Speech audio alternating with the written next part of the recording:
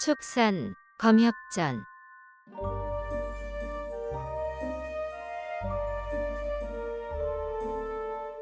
14화 구화산의 검협.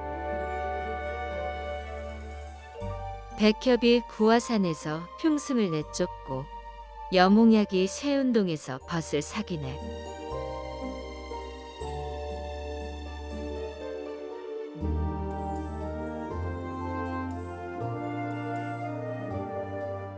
자운사를 나선 법원은 이듬해 초 아미파를 상대하기 위해 천하명산을 찾아가 검협 고수를 청하기로 하였다.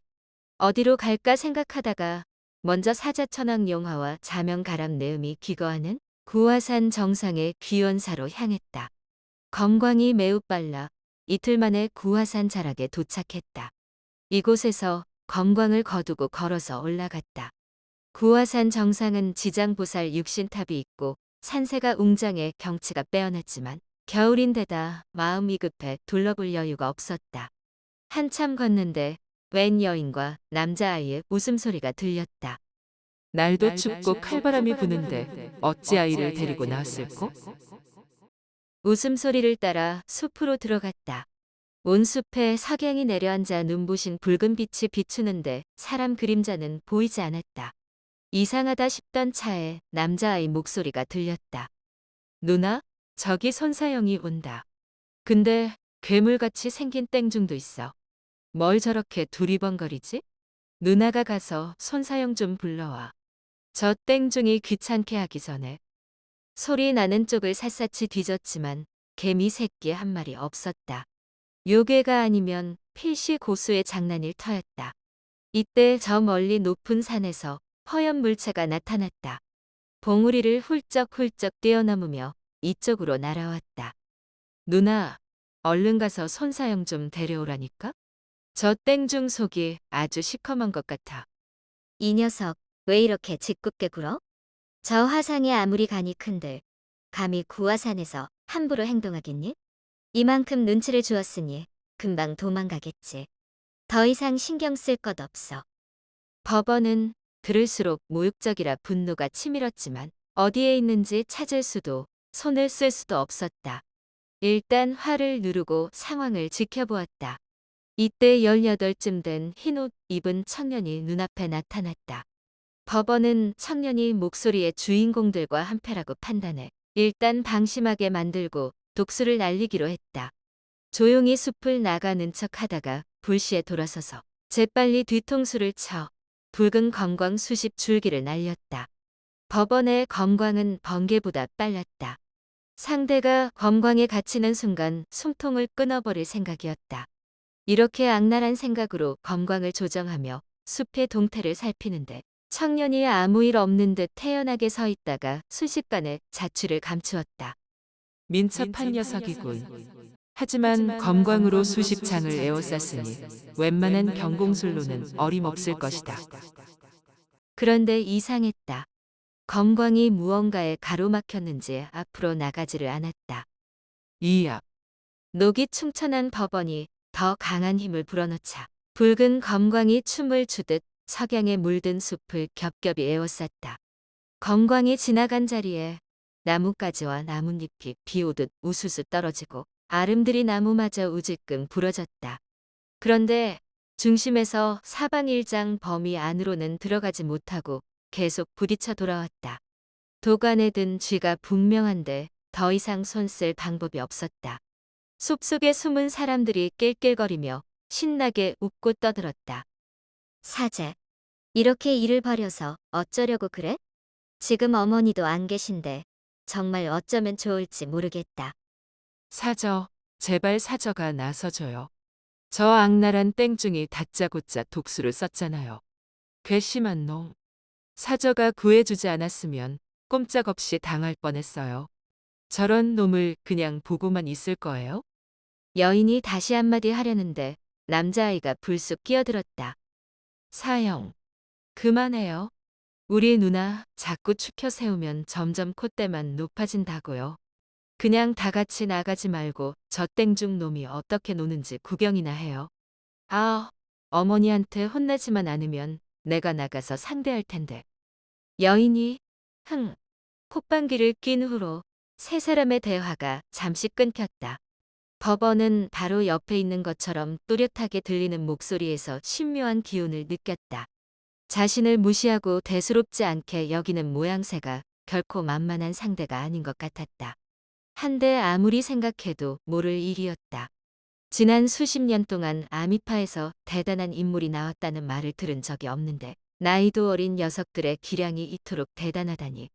어린 녀석들이 이 정도라면 그 사부의 실력은 가히 상상을 초월할 것이다. 태을 혼원 조사가 죽은 뒤 오대파와 화산파는 큰 위기를 겪었지만 자신은 실력자로서 굳건히 자리를 지켜왔다고 자부했다. 그렇기에 아미파 장문인 재수명, 동해 삼선, 숭산이로 외에는 적수가 없다고 늘 자신해왔는데 어린 놈들에게 조롱을 당할 줄이야.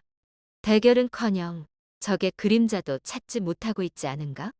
찾느라 힘을 뺄수록 비웃음만 커졌다. 만약 모습을 드러내 제대로 붙으면 더 험한 꼴을 당할 수도 있었다.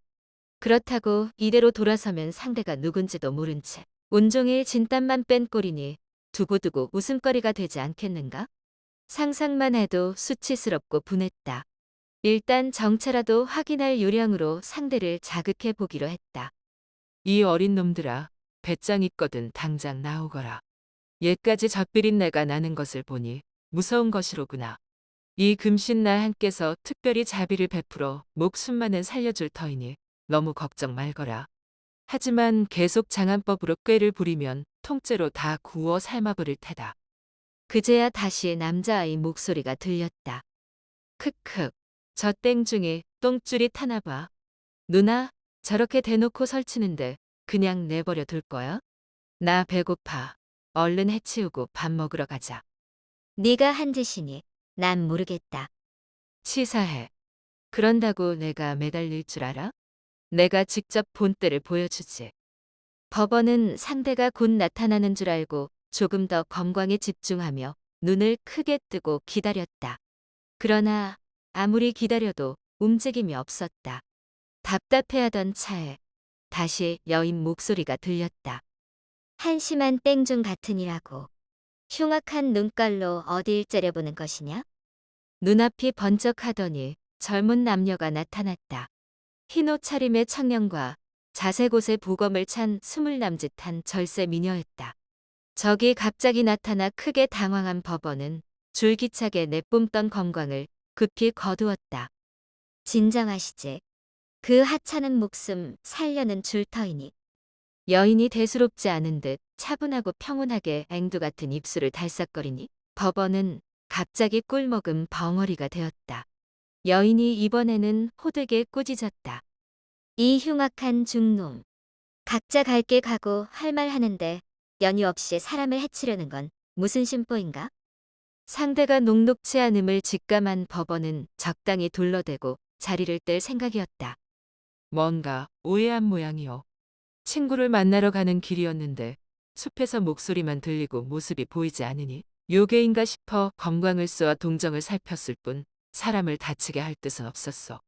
이제 사람인 것을 알았고 나도 볼 일이 있으니 이만 가보겠소이다.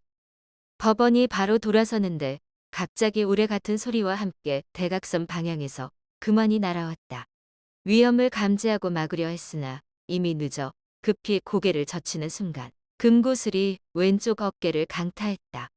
도력이 깊지 않았다면 목숨을 잃거나 최소한 근골이 끊어졌을 것이다. 통증이 몹시 심했지만 쉽게 달아날 수 있는 상황이 아니라 이를 악물고 호통을 쳤다. 전내도 안 빠진 어린 놈들이 무엄하구나. 이 자비로운 금신나한은 본래 어린 놈들을 상대하지 않거늘 감히 암기를 날려? 감히 금신나한을 몰라보고 죽고 싶어 환장했구나. 그러고는 곧장 검광을 날렸다. 여인이 슬쩍 몸을 비틀자 황금빛이 번쩍하며 용이 승천하듯 검광이 날아올라 법원의 검광에 맞섰다. 청년이 비검을 보태려 하자 여인이 거부했다. 손사제. 괜찮아. 나 혼자 충분해. 청년이 바로 손을 멈추고 조용히 지켜보았다. 허공에 뒤엉킨 두 검광은 그야말로 용호상박이라 우열을 가리기 힘들었다. 아무래도 더 당황한 쪽은 법원이었다. 어린 계집의 검술이 상승의 경지라니 흰옷 입은 놈은 더 대단하겠군. 한창 머리를 굴리는데 갑자기 우레소리가 울리며 금색 빗줄기가 비오듯 쏟아졌다. 이번에는 미리 경계하고 있던 터라 침착하게 하나하나 피했다.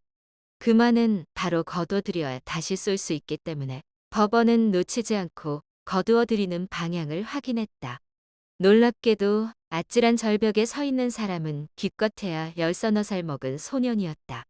분홍색 혹겹 웃옷은 옷깃이 느슨하게 풀렸고 흰 반바지와 맨발에 집신 차림이었다. 머리카락을 양 갈래로 말아 올렸고 큰 목걸이가 눈에 확 띄었다. 붉은 입술 덕분에 백옥처럼 하얀 얼굴과 치아가 더욱 선명했고 전체적으로 이목구비가 또렷한 미소년이었다. 법원은 방금 맞은 금환을 생각하니 부글부글 속이 끓었다.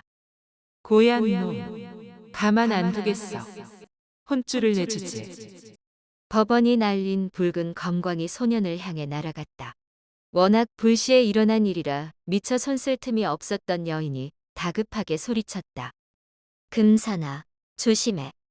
청년도 서둘러 검광을 날리며 쫓아갔다. 일촉즉발의 순간 소년은 붉은 검광을 향해 주저없이 그만 12개를 줄줄이 날린 후 재빨리 몸을 숙여 절벽 아래로 뛰어내렸다. 붉은 검광은 그만과 맞부딪히자 멈칫했다. 하지만 결국 힘으로 밀어붙여 첫 번째 그만을 떨어뜨렸다. 다시 속도를 내려 할 때 두 번째 그만과 부딪혔다. 이렇게 12번 반복되는 동안 소년은 동굴 안으로 몸을 피했다. 청년은 이미 동굴 앞까지 왔고 여인도 법원을 상대하며 조금씩 동굴 쪽으로 이동했다. 먼저 도착한 청년이 붉은 검광을 상대했지만 아무래도 역부족이었다. 잠시 후 여인이 동굴 앞에 도착하자마자 다급하게 외쳤다. 사제, 어서 동굴로. 그러고는 기합 소리와 함께 검광에 힘을 불어넣었다. 무지갯빛 검광이 붉은 검광을 모두 휘감아버린 사이 청년이 불이 나게 동굴로 도망쳤다. 법원은 원래 자비와 거리가 먼 데다 소년과 청년이 꽁무니를 빼자 한껏 득의양양해졌다. 여인 홀로 남은 것을 보고 당장 죽여버리겠다는 마음으로 공격의 강도를 높였다. 하지만 한참을 겨루어도 승부가 나지 않았다.